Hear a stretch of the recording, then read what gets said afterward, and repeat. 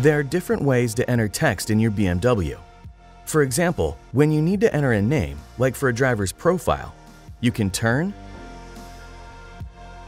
and press the iDrive controller to select letters. You can tilt the iDrive controller down to switch between uppercase and lowercase letters. Tilt the iDrive controller again to select symbols. Or you can select 1+.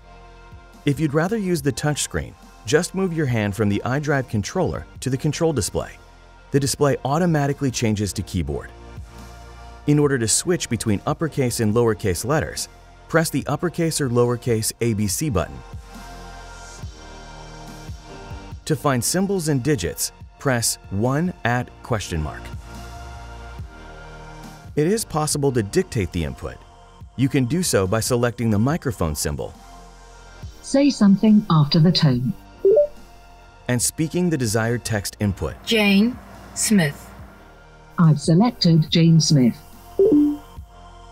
Please note, the voice data entry function is not the same as the BMW Intelligent Personal Assistant, which is used to control different functions of your vehicle.